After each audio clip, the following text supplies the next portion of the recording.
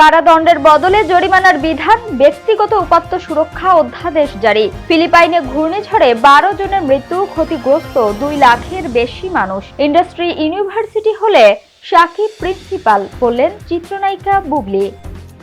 আসসালামু আলাইকুম, জিবিসি টেলিভিশনে আপনাদেরকে স্বাগতম। আপনাদের সাথে আছি আমি সামিয়া সুলতানা। এতক্ষণ শুনছিলেন সংবাদ শিরোনাম, এবারে বিস্তারিত।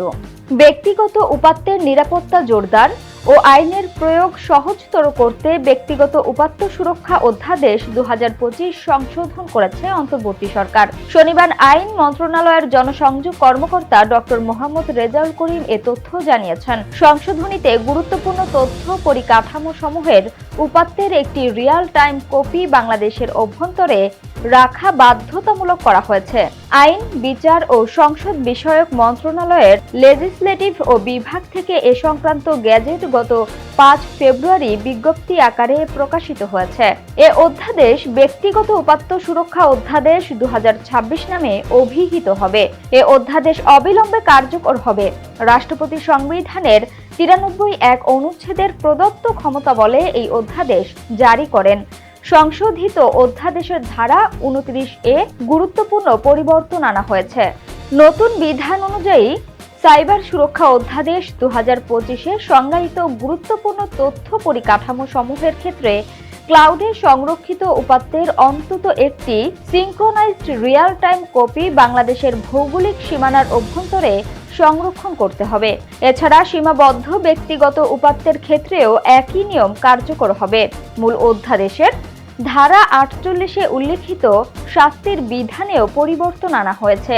সংশোধনীতে নির্দিষ্ট অপরাধের ক্ষেত্রে কারাদণ্ড বা অর্থদণ্ড বা উভয় দণ্ডে এই শব্দগুলোর পরিবর্তে শুধু অর্থদণ্ডের বিধান প্রতিস্থাপিত করা হয়েছে।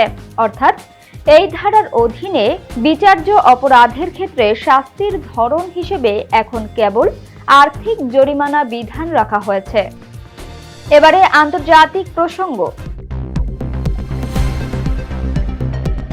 ফিলিপাইনে ঘূর্ণিঝড়ে 12 জনের মৃত্যু, ক্ষতিগ্রস্ত 2 লাখের বেশি মানুষ। 2026 সালে ফিলিপাইনে আঘাত হানা দ্বিতীয় শক্তিশালী ক্রান্তীয় ঝড় বাসিয়াংয়ের প্রভাবে সৃষ্ট বন্যা ও ভূমিধসে অন্তত 12 জনের মৃত্যু হয়েছে। দেশটির মিন্দানাও দ্বীপে ভারী বৃষ্টিপাত ও ভূমিধসে এই প্রাণহানির ঘটনা ঘটে বলে জানিয়েছে সিভিল ডিফেন্স অফিস। দুর্যোগ ব্যবস্থাপনা দপ্তরের তথ্য অনুযায়ী ঝড়ের প্রভাবে উত্তর মিন্দানাও ও পার্শ্ববর্তী নেগ্রোস দ্বীপ সহ বেশ কয়েকটি অঞ্চলে রেকর্ড পরিমাণ বৃষ্টি হয়েছে। বন্যায় কয়েকশো গ্রাম প্লাবিত হওয়ায় 2,32,000-এর বেশি মানুষ সরাসরি ক্ষতিগ্রস্ত হয়েছেন। এছাড়া প্রায় 64,000 পরিবার ঘরবাড়ি ছেড়ে নিরাপদ আশ্রয়ে যেতে বাধ্য হয়েছেন। দেশটির আবহাওয়া অধিদপ্তর জানিয়েছে, উত্তর মিন্দানাও অঞ্চলে গত 100 বছরের মধ্যে সবচেয়ে বেশি বৃষ্টিপাত রেকর্ড করা হয়েছে। অতিরিক্ত বৃষ্টির ফলে নদীগুলো প্লাবিত হয়ে ইলিগান সিটি সহ কয়েকটি অঞ্চলের 3টি গুরুত্বপূর্ণ সেতু ভেসে গেছে।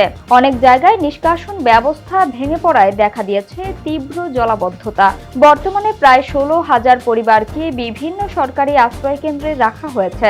তবে দুর্যোগপূর্ণ আবহাওয়ার কারণে মিমারোপা ও কারাগা অঞ্চলের 82টি সমুদ্র বন্দরে কার্যক্রম বন্ধ করে দেওয়া হয়েছে। এর ফলে 4,000-এরও বেশি যাত্রী এবং কয়েকশো মালবাহী জাহাজ মাঝপথে আটকা পড়েছে। শনিবার ভোরের দিকে ঝড়টি কিছুটা দুর্বল হয়ে নিম্নচাপে পরিণত হলেও ক্ষতিগ্রস্ত এলাকাগুলোতে এখনও ভারী বৃষ্টিপাত ও ভূমিধসের ঝুঁকি রয়ে গেছে। এবারে বিনোদনের সংবাদ। ইন্ডাস্ট্রি ইউনিভার্সিটি হলে সাকিব প্রিন্সিপাল, বলেছেন চিত্রনায়িকা বুবলি। দ্বিতীয় সন্তানের মা হওয়ার গুঞ্জনের মাঝেই রাজধানীর একটি শোরুম উদ্বোধনে এসে শাকিব খানকে নিয়ে এক অভিনব মন্তব্য করলেন চিত্রনায়িকা শবনম বুবলি। ঢালিউড সুপারস্টারকে তিনি চলচ্চিত্র অঙ্গনের অভিভাবক হিসেবে আখ্যায়িত করেছেন।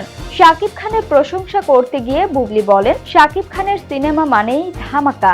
এত বছর ধরে উনি ইন্ডাস্ট্রি ধরে রেখেছেন। আমি সবসময় বলি, আমাদের দেশের ফিল্ম ইন্ডাস্ট্রি যদি কোনো ইউনিভার্সিটি হয় তাহলে শাকিব খান সেখানে প্রিন্সিপাল। তিনি আরও যোগ করেন, শাকিব খান তাদের প্রিন্স। এবং তার আসন্ন সিনেমা প্রিন্সও হিট হবে বলে তিনি আশাবাদী। ব্যাটে বলে মিললে ফের জুটিতে দেখা যাবে বলেও ইঙ্গিত দেন তিনি।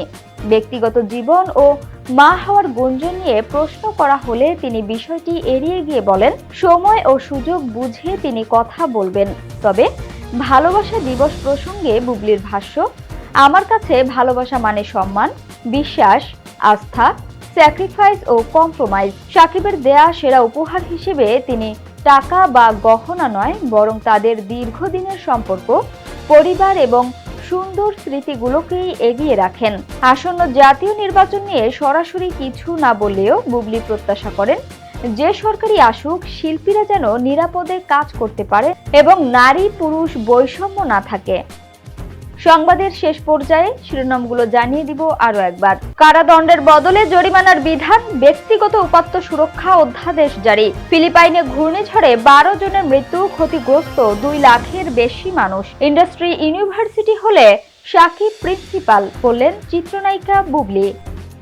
জিবিসি সংবাদে এই ছিল এখনকার মতো। বিশ্বের যে কোনো প্রান্ত থেকে সর্বশেষ খবর জানতে ভিজিট করুন জিবিসি অফিসিয়াল ইউটিউব চ্যানেল ও ফেসবুক পেজ।